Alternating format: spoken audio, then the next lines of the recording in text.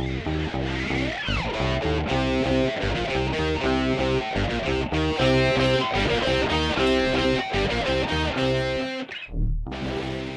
aí, James, tudo bem, meu irmão? Tudo bem, Luciano? Como é que você tá? Tô bem. E aí, como é que passou a semana? Ótimo, graças a Deus, muito bem.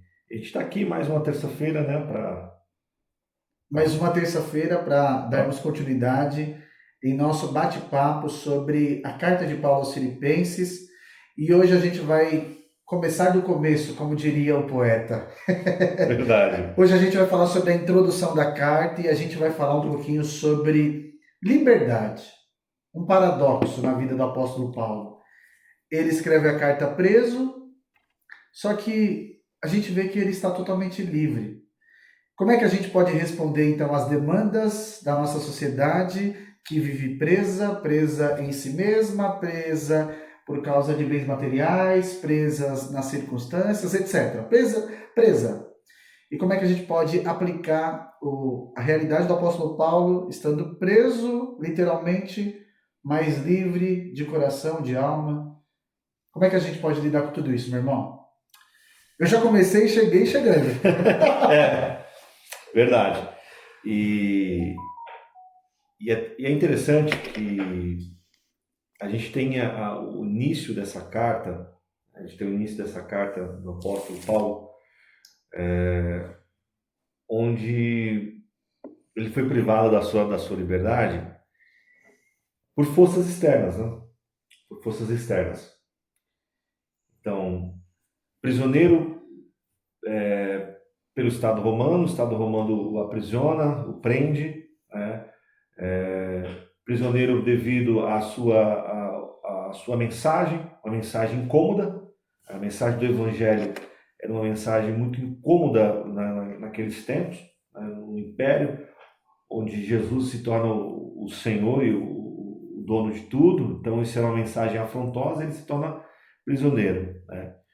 Só que, como você disse, muito bem falou, né, é um paradoxo, né? Porque essa prisão que é física, na prática, para Paulo, é, é, não representa algo que de fato o aprisione. Porque tanto em sua mente como em seu espírito, ele estava livre, né? Ele estava livre. E sabe, Luciano, esse mês agora a gente teve um momento de reflexão e celebração e memória, né, sobre a igreja perseguida. E eu fiquei pensando sobre isso, que muitas pessoas hoje, em vários lugares do mundo, tanto no Brasil como fora, vivem situações parecidas com o apóstolo Paulo.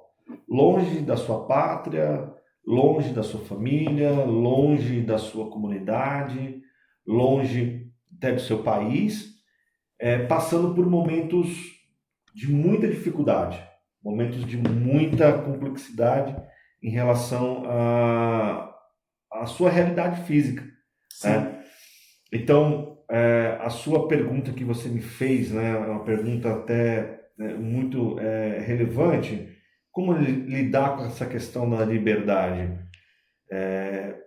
Só através de fato, quando a gente entende que a nossa vida está em Cristo, né? A nossa vida está no Senhor, a nossa vida está no reino de Deus, que ultrapassa e transcende toda e qualquer barreira territorial, é transcendente, é algo que não pode ser mensurado fisicamente. Então, quando a gente está nessa perspectiva, nada externo pode nos parar, né? Nada externo pode deixar a gente desesperançoso, né? Pois é, eu lembro que o apóstolo Paulo já havia aproximadamente 10 anos que ele havia fundado a igreja em Filipos, e ele tem um carinho muito grande por essa igreja, ele tem um amor por essa igreja, e a igreja coopera muito para que o evangelho avance. O apóstolo Paulo tem ali como companheiros Timóteo, Epafrodito, E interessante que é a carta da alegria. Nos próximos episódios a gente vai falar um pouquinho sobre a alegria, mas a gente está falando hoje de liberdade, algo muito mais profundo, porque hoje a nossa sociedade entende que liberdade é você ter recursos, bens, é ser uma pessoa que nasceu herdeira, é Sim, ter uma liberdade, é uma sim, pessoa que tem um currículo invejável, tem diplomas. É esse senso de liberdade barra felicidade que a nossa sociedade entende. Mas quando a gente começa a se debruçar para tentar responder os questionamentos da sociedade, a gente vê uma sociedade presa em uma busca insana por ter. Uma sociedade presa na ansiedade. As pessoas vivem ansiosas. Uma sociedade presa porque estão vivendo no passado. Ou seja, o passado ainda é assombroso para muita gente e, portanto, ela não consegue avançar. O apóstolo Paulo fala isso também sim. no capítulo 3, que ele avança, ele se esquece das coisas e deixa as coisas para trás para avançar para o alvo. Então, você falou muito bem, o apóstolo Paulo ele é preso ali no contexto do Império Romano, porque ele estava pregando a Jesus, muito semelhante também aos cristãos perseguidos ao redor desse mundo. Eles são presos, eles são perseguidos por causa da mensagem do Evangelho, e essa mensagem que liberta. Então, ou seja, o apóstolo Paulo está preso por causa dessa mensagem, mas ele é livre, porque ele está em Cristo Jesus, e essa mensagem de Cristo, ela é uma mensagem libertadora. Ela é uma mensagem que diz para o ansioso que ele pode experimentar uma paz que excede todo entendimento. Ele é uma mensagem libertadora para aquela pessoa que vive no passado, que a palavra já fez todas as coisas novas. Sim. Então, olha só que lindo quando a gente fala de liberdade, porque a gente vai conectando não só a situação do apóstolo Paulo, mas a gente conecta com a Bíblia inteira. Essa revelação progressiva nos diz que a mensagem da cruz ela é libertadora. Ela traz redenção para a gente. Então, eu penso que nós estamos privilegiados, nós somos privilegiados porque nós temos uma, entre aspas, liberdade para compartilhar dessa mensagem.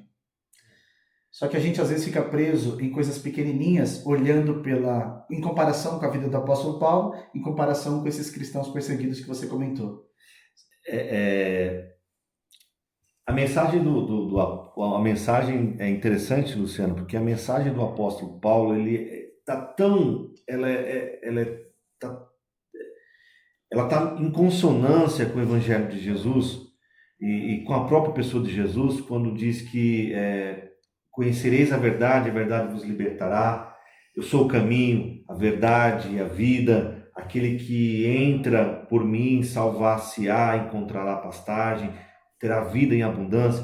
A mensagem de Paulo, tanto na sua pessoa, na sua vida, como na sua mensagem, ela está tão em consonância com o Evangelho, porque a mensagem do Evangelho é mensagem, como você falou muito bem, frisou muito bem, é mensagem de libertação. Ela é mensagem de libertação para a mente, ela é mensagem de libertação para o coração, é mensagem de libertação para a vida, ela é mensagem de libertação para todas as perspectivas, para um todo, né? Para um ser todo. Então, Paulo, em sua vida e em sua mensagem, ele leva de fato a mensagem de Jesus do Evangelho da libertação,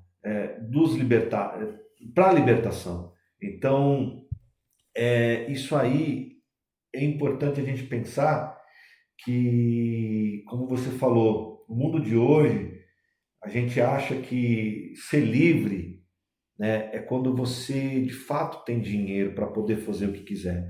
Porque no conceito do mundo de hoje, dentro desse conceito da felicidade, do mundo capitalista, do mundo econômico, né, vai dizer que a liberdade, de fato, ela só acontece no âmbito do econômico. Quem é livre? Quem pode comprar as coisas. Sim. Quem pode trabalhar quando quer, quem pode fazer o que quer, quando quer, como quer, e quem faz isso? Quem tem dinheiro. Mas a mensagem do reino, a gente não depende do dinheiro para ser livre, para ser feliz, para ser pleno. A gente não depende das coisas do ter. E Paulo, ele, na carta aos Filipenses, ele traz muito isso, né? Que a alegria não está nas coisas. A alegria não está nas circunstâncias, né? A alegria não está nas circunstâncias. A alegria não está nas coisas que a gente conquista, nas coisas que a gente tem. Porque hoje, Luciano, se você perdesse tudo que você tem, tudo que você conquistou até agora, materialmente falando, isso deixaria, você continuaria sendo essa pessoa feliz, entusiasmada com a vida, entusiasmada com Cristo, com o Evangelho? Isso mudaria para você? Já parou para pensar nisso? Como a gente vive uma sociedade de circunstâncias, Sim. uma sociedade ansiosa, porque a ansiedade é essa instabilidade do acontecimento. O cara ansioso, ele é ansioso porque ele pensa no futuro. Ele pensa no futuro em que não o controla. E ele pensa no futuro porque ele se preocupa com o futuro que pode ser para ele drástico, né? Então, olha que loucura, né? Como é que você lidar com essa perspectiva, né? Das circunstâncias? Paulo, né? Como é que você lidar com isso, né? É interessante, James, porque as circunstâncias, elas podem fazer com que a gente perca essa liberdade. Vou dar um exemplo. Talvez uma enfermidade chegue até nós. Então, esse senso e essa verdade acerca da liberdade, ela pode sumir, essa realidade pode sumir do nosso coração e da nossa mente por causa de uma enfermidade. Porque, às vezes, a nossa liberdade, ela está firmada em terra frágil. Então, quando eu penso no apóstolo Paulo, eu penso numa liberdade que visa a eternidade, até rimou. Sim. Por quê? Porque não é, como você falou, baseado nas circunstâncias. Não é, então, uma enfermidade ou um desemprego ou um erro que eu cometa, um pecado que eu cometa que vai... Um problema financeiro. Um problema financeiro. Não são as circunstâncias, não são as coisas externas que vai desestruturar, desestabilizar o meu interior. Exato. Então, por exemplo, o apóstolo Paulo, ele é livre, mesmo diante de um cárcere, mesmo acorrentado, ele é livre porque ele pensa na eternidade, ou seja, ele tem uma consciência de um peregrino. Peregrino, sim. Ou seja, forasteiro nessa terra, essa terra não pertence a ele, ele sabe que ele vai ser liberto para sempre quando encontrar com Jesus. Então, essa cosmovisão de eternidade, ela passa despercebida por nós.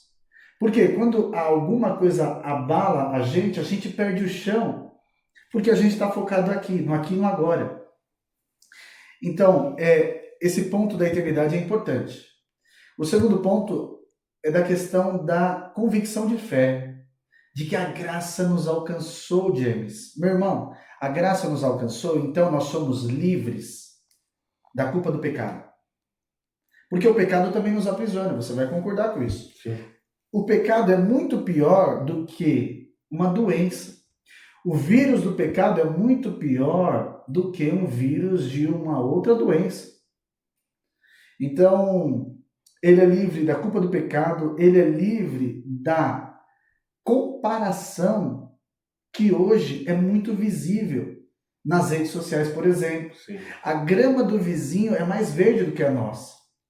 Então a pessoa ela vive acorrentada nessa realidade de que ela precisa ter igual o vizinho, o casamento precisa ser igual ao do vizinho, As finanças precisam ser igual do vizinho, tudo precisa ser igual do vizinho, mas ela esqueceu dela. Ela esqueceu que às vezes a grama do vizinho do lado é uma grama sintética, não Sim. é real.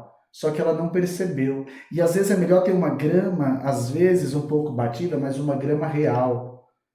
Por quê? Porque a realidade da liberdade, da graça, da felicidade está em Jesus.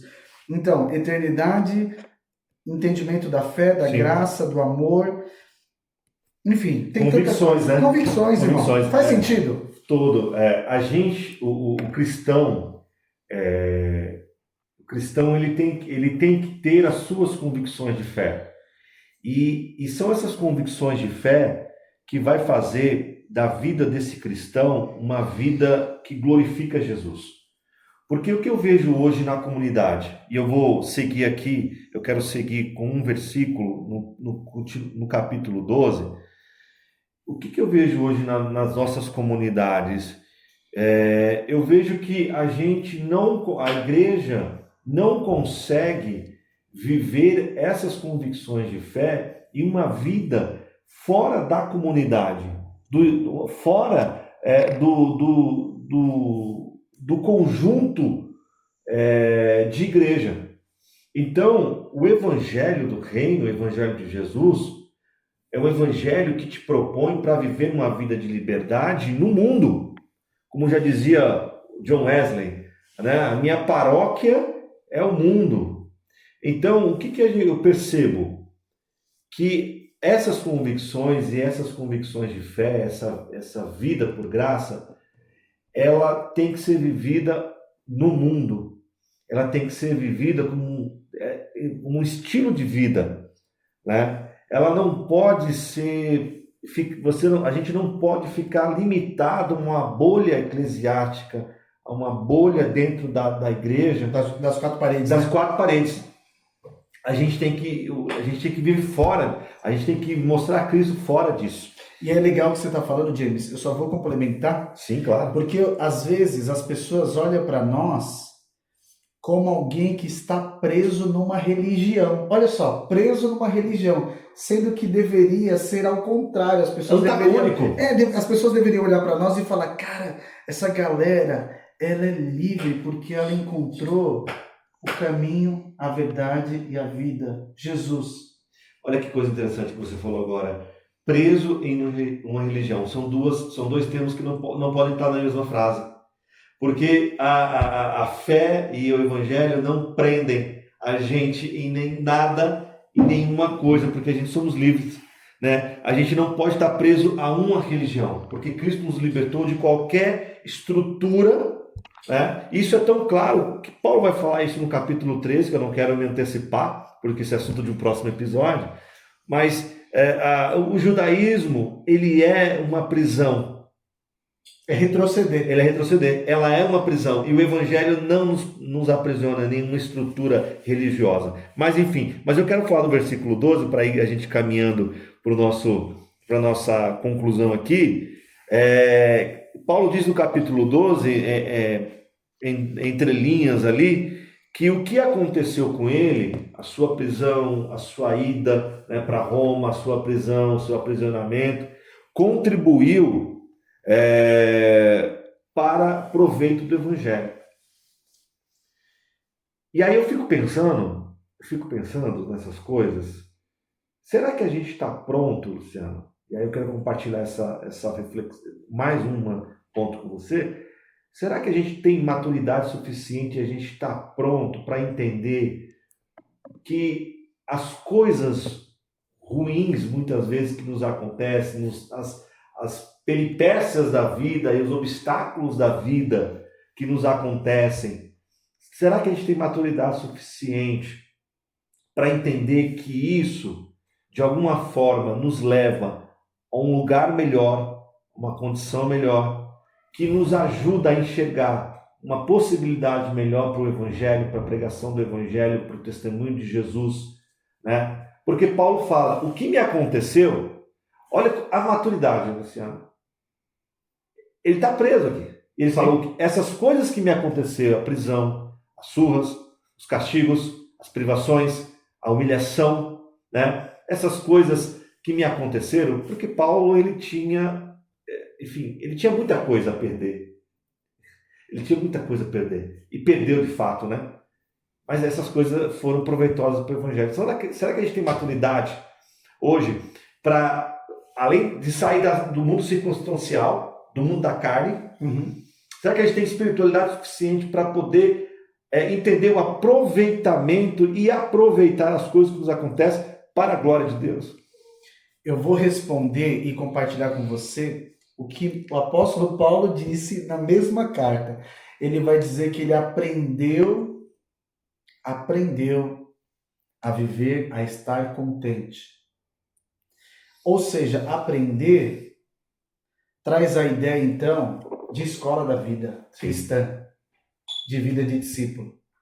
Quem cessa de aprender, quem cessa de buscar conhecimento em Jesus, cessou, paralisou.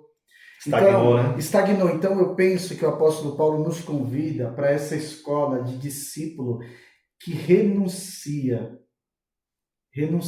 que faz com que a vida dele não seja mais importante, mas que a vida que há em Cristo Jesus seja mais importante. Ou seja,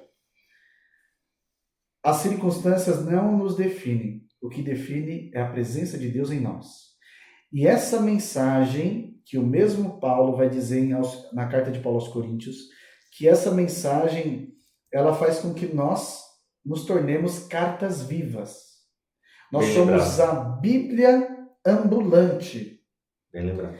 Então, essa mensagem é poderosa e ela está em nós, ou deveria estar em nós. Gostei muito do termo Bíblia ambulante, e aí eu gostaria de fazer humildemente uma adição nisso.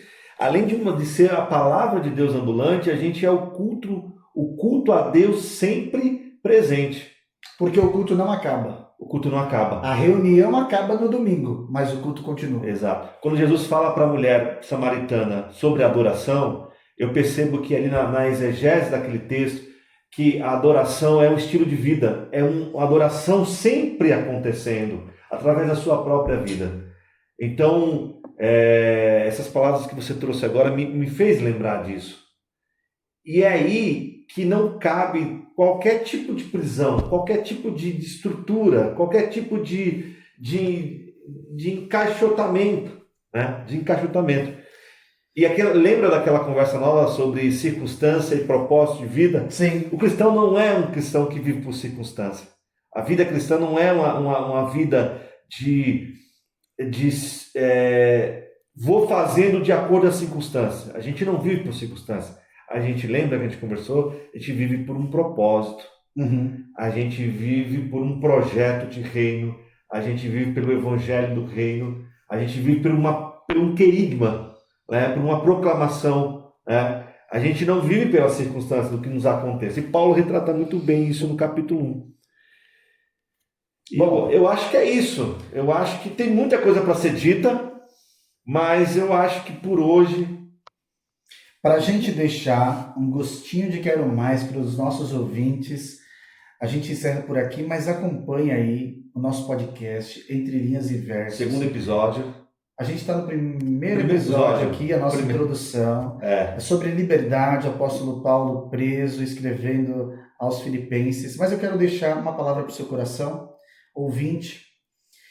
Você que se sente preso por qualquer que seja a situação, circunstância, eu quero lembrar para você que Jesus nos dá e nos traz liberdade.